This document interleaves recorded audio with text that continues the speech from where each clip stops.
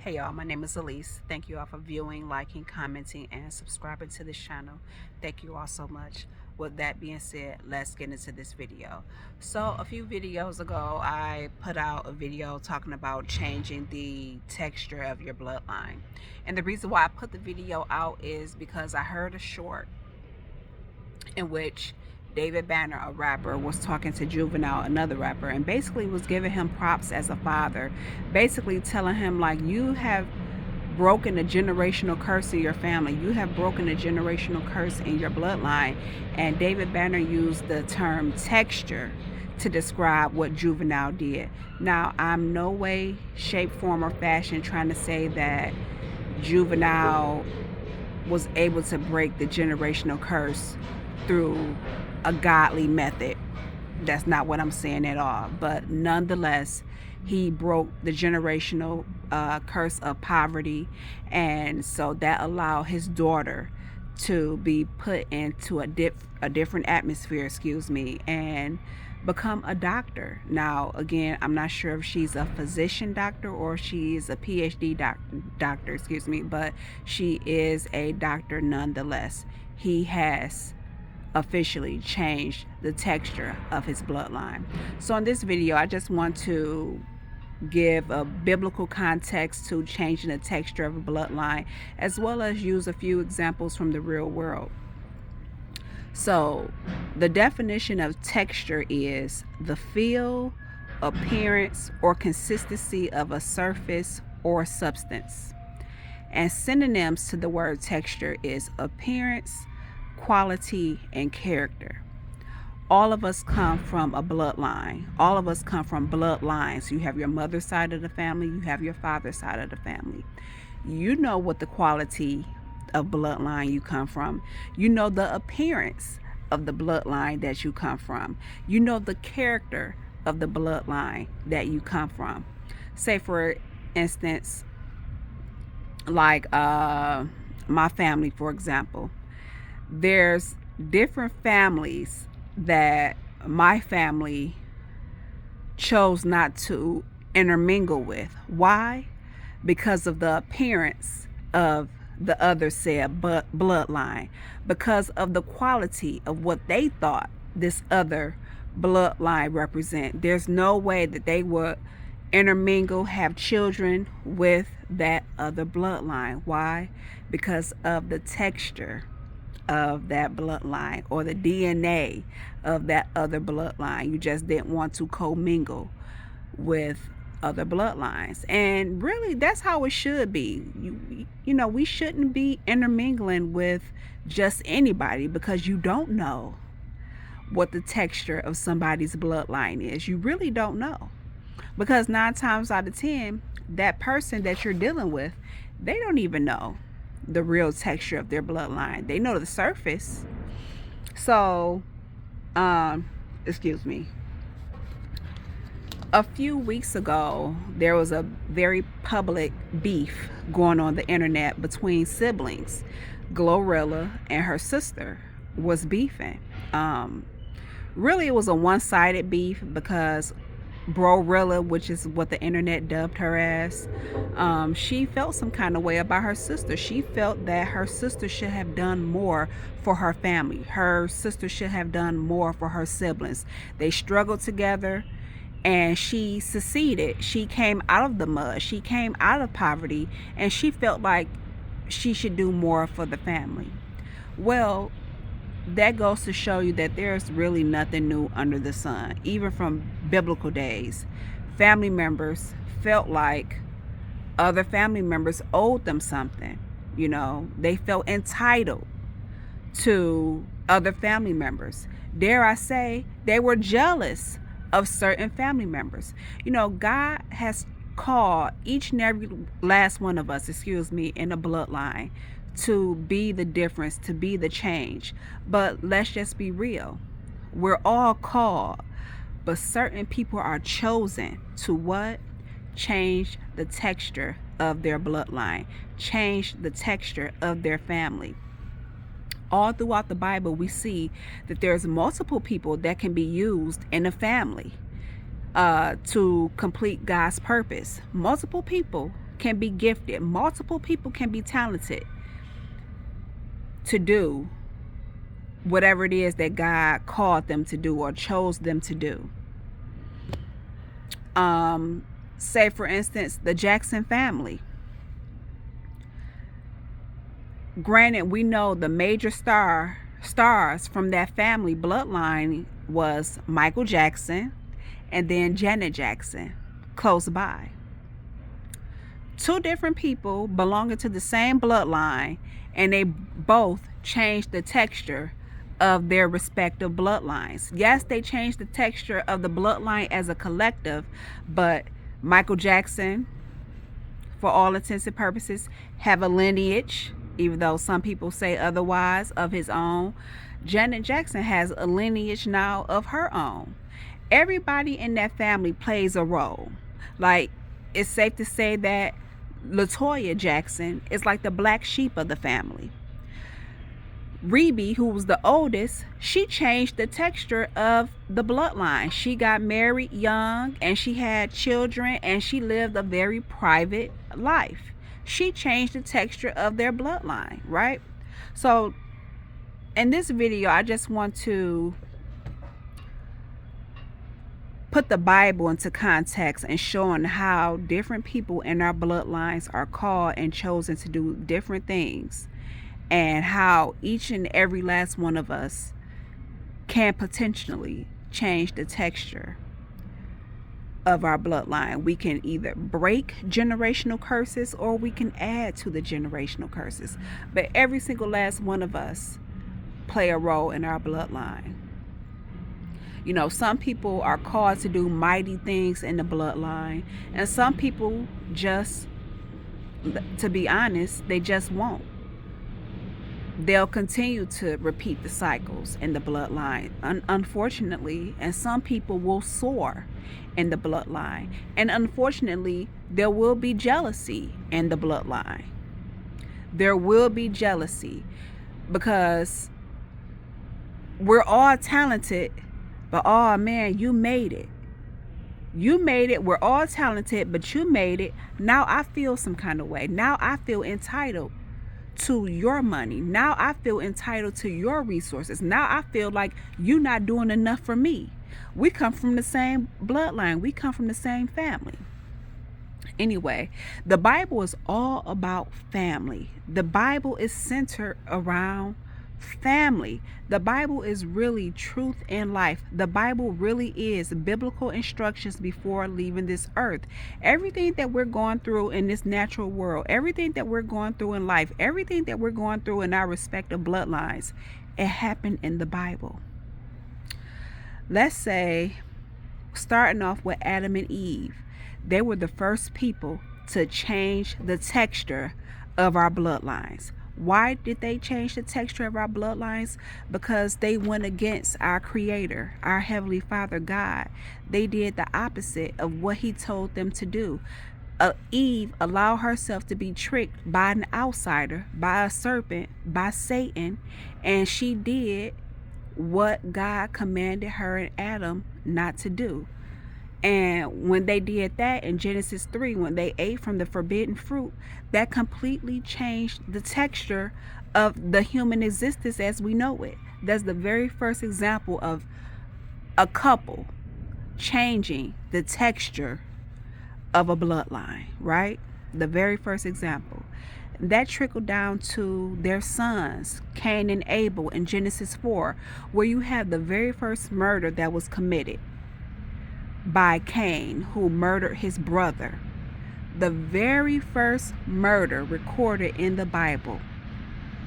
How fitting, a brother killing another brother. And let me just show you how Cain knew exactly what he was doing. He was so mad, he was so angry, he was so full of wrath, he was jealous of Abel because God approved of Abel's sacrifice, but He did not approve of Cain's. And with that, he was immediately rejected, and now he has jealousy towards his brother. So this is what God said to Cain in Genesis 4, chapter, let's start at chapter 4. Abel also brought of the firstborn of his flock and of their fat, and the Lord respected Abel and his offering. But he did not respect Cain and his offering. And Cain was very angry, and his countenance fell, which means his face fell. You know, I find myself always telling my nieces and my nephew, or I found myself telling my little cousins, fix your face. Like when they want to pout and do things like that and want to have an attitude, I used to always say, fix your face. That is the equivalent of his countenance falling.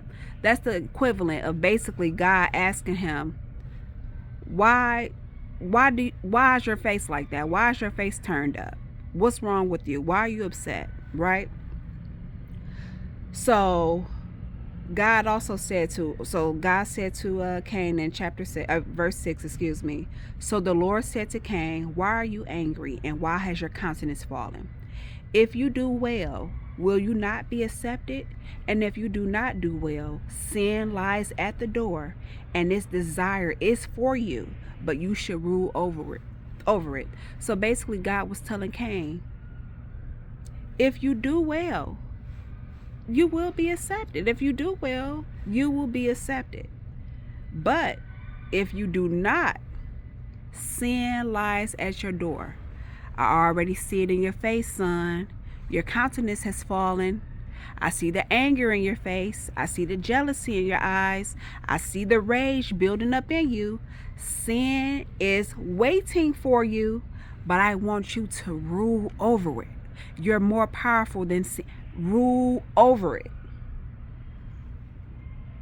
Now Cain talked with Abel his brother, and it came to pass when they were in the field that Cain rose up against Abel his brother and killed him.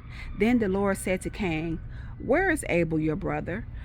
God gives us a chance to speak for ourselves. Of course, God already knew where Abel was. He's God. He's the Almighty. He's the Creator. He knows all things. But he was giving Cain the chance to speak for himself. And so then the Lord said to Cain, where is Abel your brother? He said, I do not know. Am I my brother's keeper? Listen to how Cain was talking to God. Like what we say, back talking. Like he's getting smart with God. I don't know where he at. Am I his keeper? In actuality, yes, you are his keeper. You are his big brother. And he said, what have you done? The voice of your brother's blood cries out to me from the ground. So now you are cursed from the earth, which has opened its mouth to receive your brother's blood from your hand. When you till the ground, it shall no longer yield its strength to you. A fugitive and a vagabond you shall be on the earth. And Cain said to the Lord, my punishment is greater than I can bear. Surely you have driven me out this day from the face of the ground. I shall be hidden from your face. I shall be a fugitive and a vagabond on the earth. And it will happen that anyone who finds me will kill me. The audacity. You just killed your brother. Now God is kicking you out. And he's making you be a vagabond. He's making you be a wanderer. He's making you leave your parents' household because you have killed your brother because of the rage, the envy, the jealousy that you had stored up in you, when all you had to do was do right. All you had to do was bring an acceptable sacrifice to the Lord your God, and he would have accepted your sacrifice. And now he's done this treacherous thing to his brother. Now he can't accept his punishment. Now his punishment is too much for him to bear. Never minding the fact he has now just changed the texture of his family. He has now just changed the texture of his bloodline by killing his brother. Now let's move on to Abraham. Abraham comes from a family of witchcraft, which a lot of us know this already. Abraham's father was Terah or Terah. I'm not really sure how to pronounce it, either Terah or Terah. And he was an idol maker, an idol worshiper. And Abraham had two other brothers, Nahor and Haran. And I find it quite interesting that the Bible pointed out that Haran died before his father. So Abraham has a brother that suffered from premature death or whatever. And it was a lot going on in Abraham's family. And I really want to deep dive into that, but I won't do it in this video because we see the residue of Abraham's background show up in the lives of his children and his grandchildren. But I'm not going to go into that in this video. But Abraham, God told Abraham in Genesis 12, leave your family, leave your father's house specifically, and go to a place in which I will show you. Abraham was now getting ready to change the texture of his bloodline. He was getting ready to change the lineage of his bloodline. Here it is. God chose him out of his other brothers. God chose him specifically to be a part of his inheritance, to do the will for him, to be the founding father of his people. God chose him. He could have chose Nahor, he could have chose Haran, but he chose Abraham. Why? Because 9 times out of 10, he know Abraham's heart, right? So Abraham had a lot of drama, which we all know. Abraham had a lot of drama. I love to say that Abraham had baby mama drama. Abraham was the first person to have baby mama drama. Here it is. He had a son by his wife's maid because his wife was barren, Sarah. And, you know, drama happened with that. And then after Sarah died, he ended up having more children, which people don't talk about. A lot of people don't reference Abraham's other kids by Keturah. And they completely kind of ripped them out of the inheritance and the promise, because the Bible says in Genesis 25 that Abraham gave them gifts and sent them away from his son Isaac, just like he sent Ishmael away. But Ishmael still partook in some of the blessings, because that was God's promise to Abraham, because Abraham was told by God to listen to his wife and send Ishmael, his son, away, right? But Isaac, which was the promised son from Abraham, mind you, we're talking about changing the texture of a bloodline. Isaac was the promised child from Abraham. Isaac, in a way of sorts, changed the texture of his bloodline, because Isaac didn't have baby mama drama. Isaac got married at 40 years old. But he and his wife did not have children until 20 years later. So, and he had twins, double for his trouble, at 60 years old. But it's a lot of stuff inside that founding father's lineage. And like I said, it was some stuff happening, witchcraft happening, which is probably why Isaac didn't have children until 20 years later. It was a generational curse, a generational pattern that affected Terah, Abraham's father. It affected Abraham, and now it affected Abraham's son Isaac. But yet and still, God knew all things, and he chose Isaac for a purpose. Because yes, Isaac was changing the texture of his bloodline, because Isaac is the father of the man that birthed the 12 tribes of Israel, Jacob, who was a twin. You know how we're talking about changing the texture of a bloodline? Jacob was the promise. Jacob was the chosen child to change the texture of the bloodline. To this day, his brother Esau is hated by God. The Edomites are hated by God, and they are persecutors of God's people, Israel. Mind you, they're from the same bloodline. They're from the same bloodline, but they are opposers to one another from biblical days all the way up until now. So Jacob had all kind of drama with the forming of his lineage. And so I'm just going to point out 4 of his children. You have Levi and Judah, by his wife Leah. And then you have Joseph and Benjamin by his wife Rachel. Mind you, Jacob had a lot of drama. But for the sake of this video, I'm just going to show you how God uses people in our bloodline to change the texture of our lineage. He might not necessarily use you, but he might use your granddaughter. He might use your great-grandson, your great-great-great-grandson. But at the end of the day, you are still the progenitor of that bloodline. They still came from you. So Levi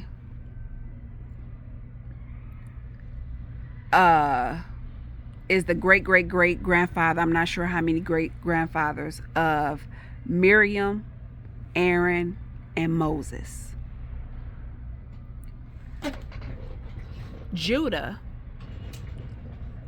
is the progenitor of David, as well as that is the lineage that our Lord and Savior Jesus Christ came through, the lineage of Judah.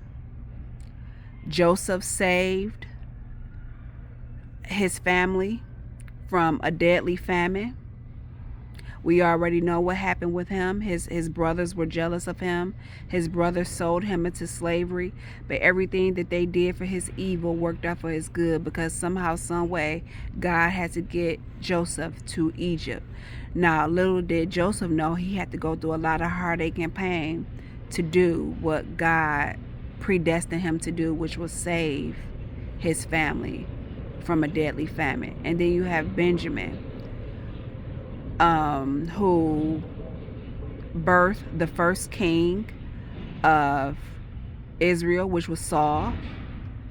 Saul came from the bloodline of Benjamin.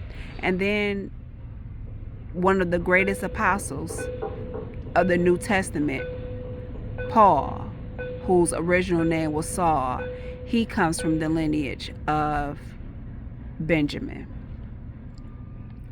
Now, we're talking about jealousy, we're talking about envy, and we're talking about all that can happen in the bloodline between siblings.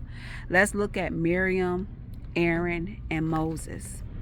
Miriam, which was Moses' big sister, she was, I think, considered the first prophetess. She was the first woman mentioned as a prophetess, I believe, in the Bible. And because those siblings, they were talented. They were gifted, I shall say. God knew them, right? They were brothers and sisters. God knew them. And Miriam was a prophetess, which means she heard from God. Also, she used her musical abilities to praise God through song and playing of instruments. Aaron heard God. Aaron was God's first high priest. The Levitical, that's where you get the Levitical priesthood from. They come from the house of Levi, which is one of Jacob's sons. And then you have Moses, who was God's chosen deliverer for the Israelites, bringing them out of Egypt, the Hebrews. So let me just go to Numbers chapter 12.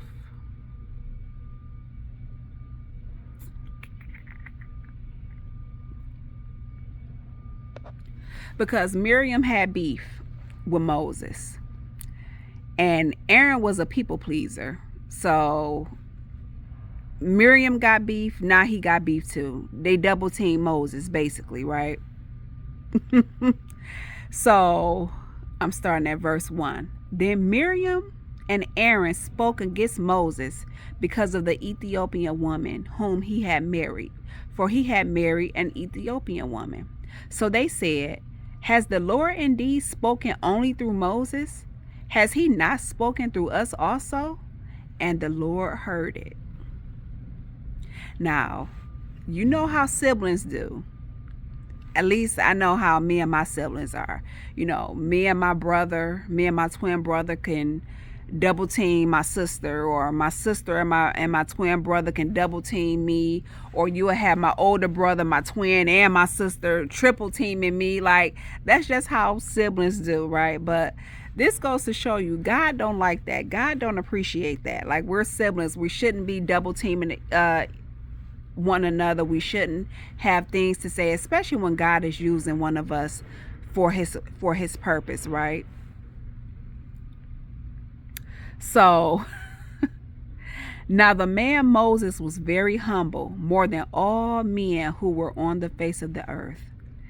I guess God had to put that in the Bible because to show how Aaron and Miriam, their displeasure, it was uncalled for, it was unfounded, because it's not like Moses was walking around like, yeah, God talking to me, God doing this to me, God showing me this, God showing me that, because Moses knew that God talked to his brother and his sister too. Like, Moses wasn't walking around thinking he was all that. Moses wasn't walking around prideful. So suddenly the Lord said to Moses, Aaron, and Miriam, come out, you three, to the tabernacle of meeting. So the three came out. Like, I just think this is so good. This is so good to me. Like, God actually, Then the Lord came down in the pillar of cloud and stood in the door of the tabernacle and called Aaron and Miriam, and they both went forward. Then he said, hear now my words.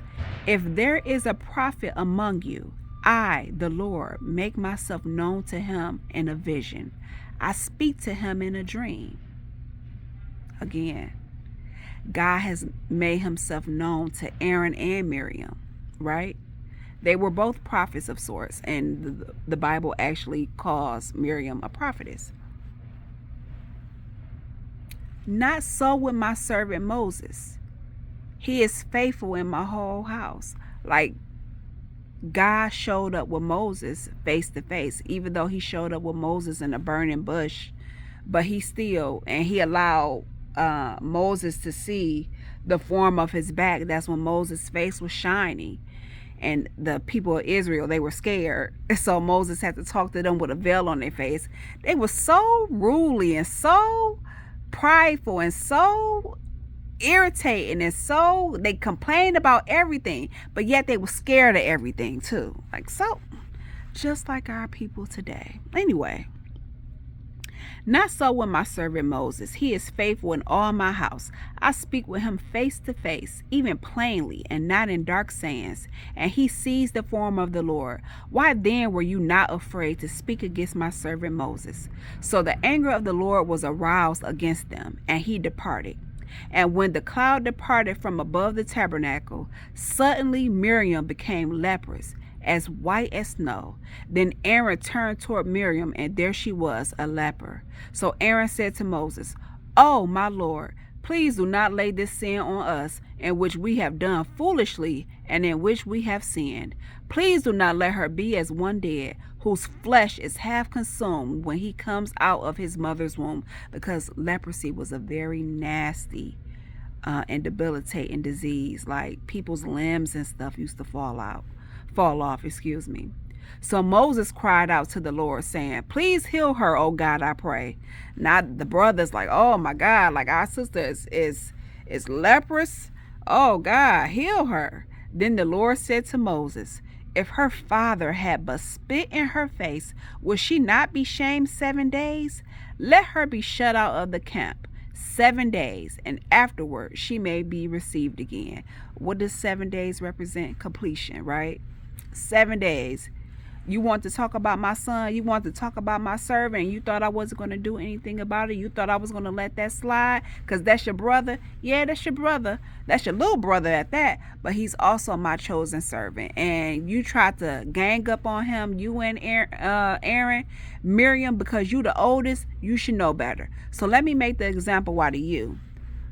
Let me make you leprous. Let me let you think about what you have done and said about my son, your brother. And then in 7 days, you should have your act right, and then you could join the rest of us. So Miriam was shut out of the camp 7 days, and the people did not journey till Miriam was brought in again. And afterward, the people moved from Hazeroth and camped in the wilderness of Paran. It was just a lot going on. It's a lot about Levi as well, the progenitor of Moses' bloodline. It's a lot with Levi. Like Levi killed Levi and Simeon because they had the same mother and father, Leah and Jacob. They killed men because their sister Tamar was raped, and Jacob didn't do anything about it. And Jacob basically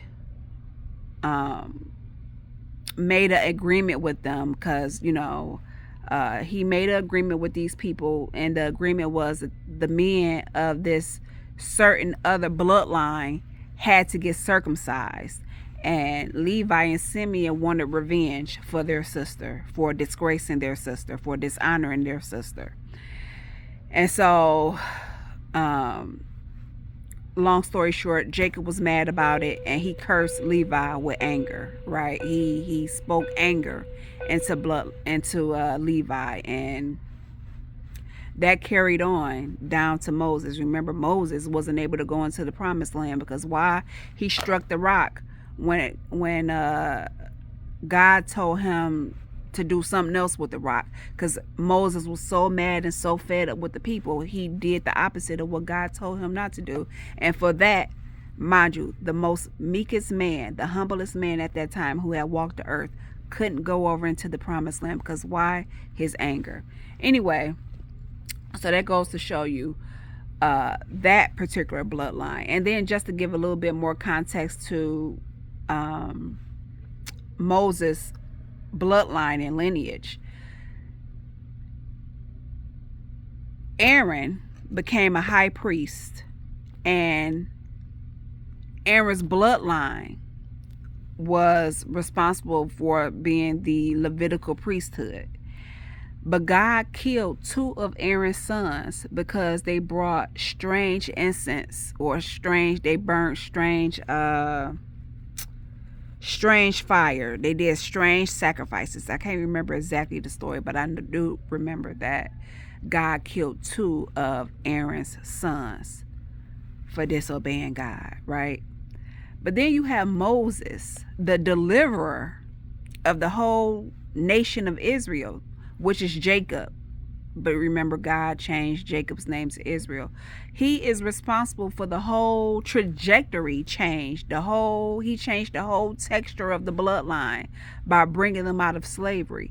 But Moses' children were not put into leadership roles. He didn't use Moses' bloodline to fulfill leadership roles.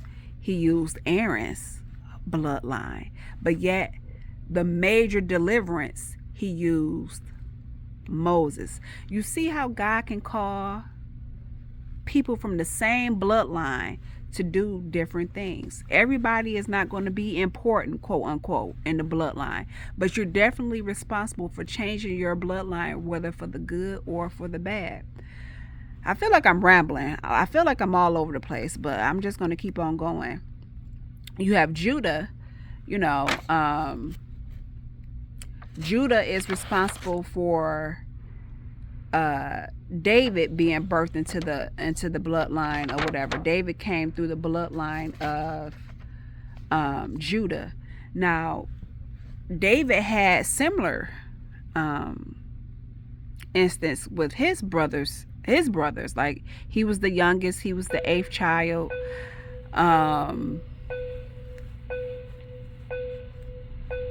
They didn't really put much stock into David. Like, they really paid David no attention. He was the youngest, and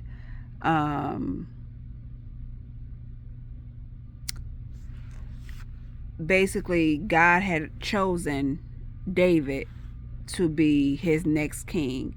Let's just go to 1 Samuel 16 to show you how you can have all these different people in the bloodline. Everybody is supposed to do something, but you might be the one to change your bloodline. You may be the one. Your sister might be the one to change something else in the bloodline. Your brother might be used to change another aspect of the bloodline. Everybody has a role to play, whether it's for the good or for the bad, the detriment of the bloodline. So,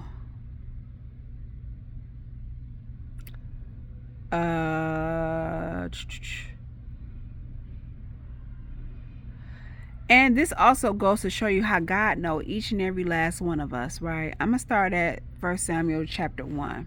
Now the Lord said to Samuel, how long will you mourn for Saul, seeing I have rejected him from reigning over Israel? Fill your horn with oil and go. I am sending you to Jesse the Bethlehemite, for I have provided myself a king among his sons. God is telling Samuel the prophet, go to Jesse's house. Jesse has no idea that God knows who he is. Your mother has no idea that God knows who you are.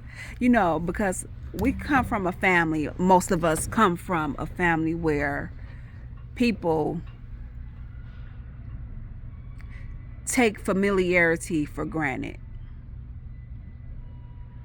Oh, that's just Elise. Or that's just such and such. Or that's just Jaquavion.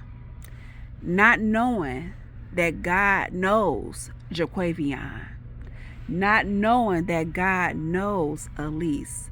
Your family have no idea that God knows you. And he's either going to use you or he's going to use somebody birthed through you to do his will. And Samuel said, how can I go? If Saul hears it, he will kill me. But the Lord said, take a heifer with you and say, I have come to sacrifice to the Lord. Then invite Jesse to the sacrifice, and I will show you what you shall do. You shall anoint for me the one I named to you. So Samuel did what the Lord said and went to Bethlehem, and the elders of the town trembled at his coming and said, do you come peaceably? And he said, peaceably I have come to sacrifice to the Lord. Sanctify yourselves and come with me to the sacrifice. Then he consecrated Jesse and his sons and invited them to the sacrifice. So it was when they came that he looked at Eliab and said, surely the Lord's anointed is before me. See, Eliab was David's older brother. So I'm sure he was handsome, good looking, tall, muscles, all that. Oh, he looks like a king. Surely this got to be him. But the Lord said to Samuel, do not look at his appearance or at his physical stature, because I have refused him. For the Lord does not see as man sees. For man looks at the outward appearance, but the Lord looks at the heart. So Jesse called Abinadab and made him pass before Samuel. And he said, neither has the Lord chosen this one. Then Jesse made Shammah pass by, and he said, neither has the Lord chosen this one. Thus Jesse made 7 of his sons pass before Samuel. And Samuel said to Jesse, the Lord has not chosen these. And Samuel said to Jesse, are all the young men here? Then he said, there remains yet the youngest, and there he is, keeping the sheep. And Samuel said to Jesse, send and bring him, for we will not sit down till he comes here. See, Jesse wasn't even thinking about David. Like, he a kid. He out there with the sheep. He doing what he need to do. Surely this is not a conversation for him. Surely the prophet is not here for him. He's just little old David. So he sent and brought him in. Now he was ruddy with bright eyes and good looking. And the Lord said, arise, anoint him, for this is the one. Then Samuel took the horn of oil and anointed him in the midst of his brothers. He anointed him in the midst of his enemies. Yeah, those was his brothers and his father, but they didn't like David. He anointed them in the Isn't that so like God? Don't God show out for us like that? You got people hating in the family, outside the family, but God will show you. God will show out for you in the presence of your enemies. those people that discounted you. Oh, she didn't have 3 kids out of wedlock. Oh, she she did drugs, or she prostituted in the past. Oh, he sold drugs. Oh, you know he went to jail for killing somebody. Oh no. We discount people, but you never know who God is going to use for his glory. So then Samuel took the horn of oil, anointed him in the midst of his brothers, and the Spirit of the Lord came upon David from that day forward. So Samuel arose and went to Ramah. Right? Also, you know about the story of David and Goliath. See, David's father sent David out there on the battlefield with his brothers or whatever. And again, his brothers had a lot of disdain for him. And let me just show you evidence of that, right?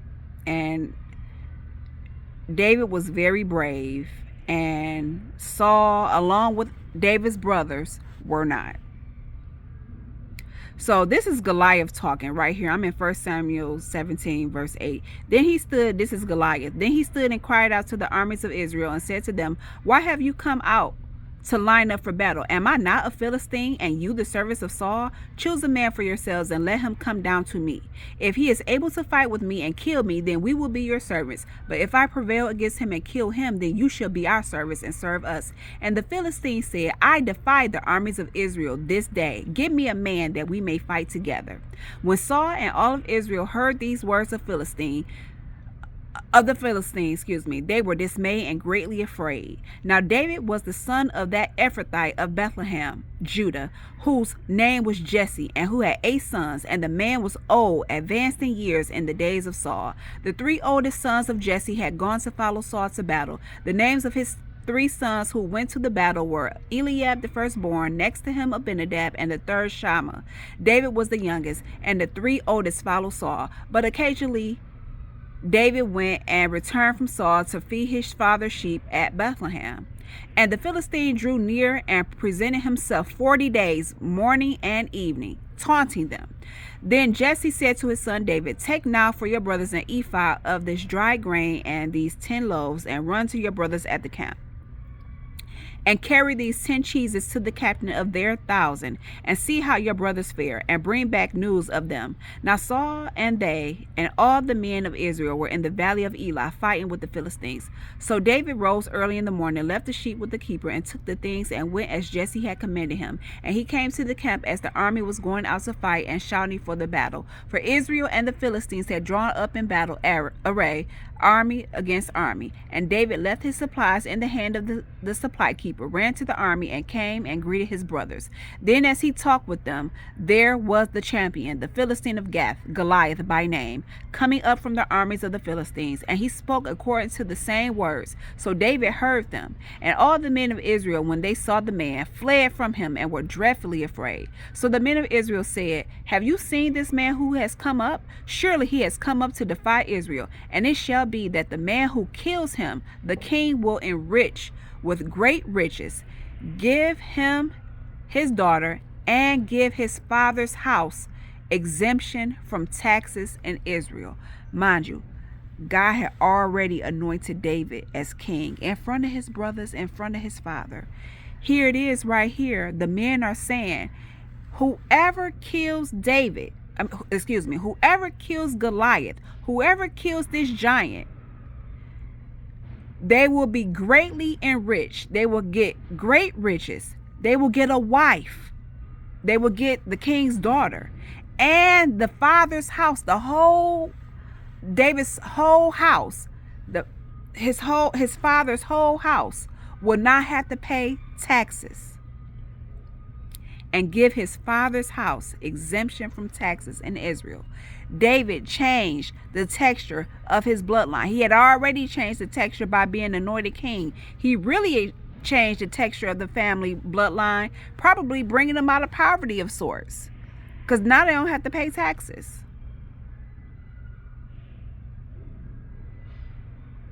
And the people answered him in this manner, saying, So shall it be done for the man who kills him. Now Eliab, his oldest brother, heard when he spoke to the men, and Eliab's anger was aroused against David. And he said, Why did you come down here? And with whom have you left those few sheep in the wilderness? I know your pride and the insolence of your heart, for you have come down to see the battle. And David said, What have I done now? Is there not a cause?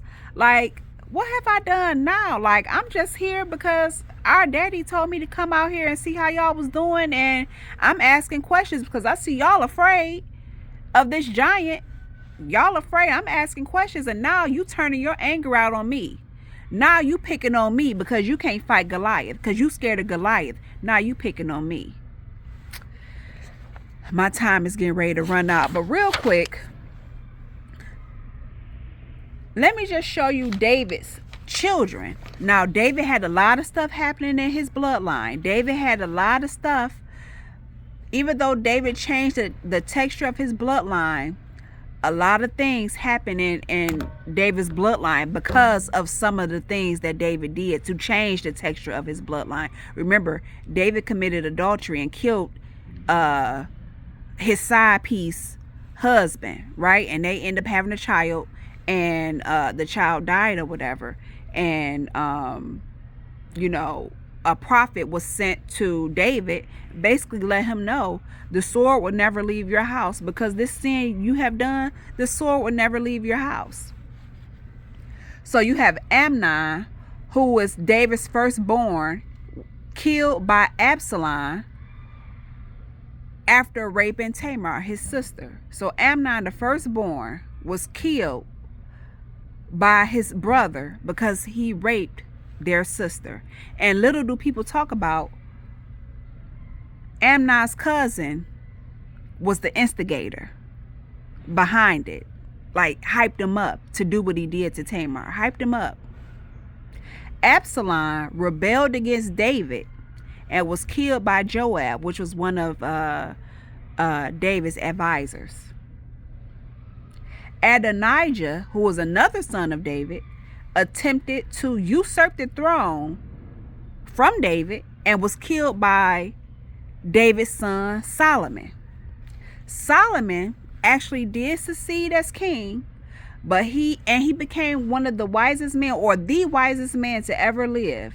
Yet Solomon became a warlock of sorts because he turned his heart away from the Lord his God and did what God told him not to do, which was marry those strange women. Solomon had a lust problem because David had a lust issue. And why did they have a lust issue? Because the progenitor of their bloodline, Judah, had a lust issue. Judah slept with a prostitute who just so happened was his daughter-in-law. So much going on with these families in the Bible. But anyway, Solomon became a warlock. He turned his heart away from God. He was the wisest man at one point in time, and he started sleeping with these strange women and end up building temples and altars and start serving their gods. He turned his heart from the Lord his God and started serving other gods. But my time is getting ready to run out, but this video is just going to show you how different people in the bloodline can change and will change the texture of the bloodline, whether for good or for bad. God might not use you. If you're watching this video, yes, God is using you. But what God couldn't do in your mother's life, what God couldn't do in your father's life, what God couldn't do in your great-great-grandma's life, he's doing in your life. What God couldn't do in your great-great-grandfather's life because of the sin and they just were not ready to serve God fully, he's doing in your life. That's why he chose you to change the texture of your bloodline. He chose you to break the generational curses of your bloodline. You're not just one of the regular idle people in your family. You're not going to be the one that's going to complete or repeat the cycles, the generational cycles of the bloodline. If you're watching this video, you have been chosen to walk in the generational blessings of your bloodline. You have been chosen to change the texture of your bloodline in a good way, in a great way. You have been chosen to birth the next prophet. You have been chosen to birth the next doctor, the next president, the next whoever of the bloodline. You might not do it. You might not be the one to do it. You might not be the one chosen to do it. But somebody in your lineage will. If not you, somebody else in your lineage will. Remember that. If not you, you might be looking at this video, yeah, what you saying at least sounds good and everything, but no, I ain't really trying to live for God. You might not live for God, but your daughter will. Your son will. Your great-grandson will. Change the texture of your bloodline.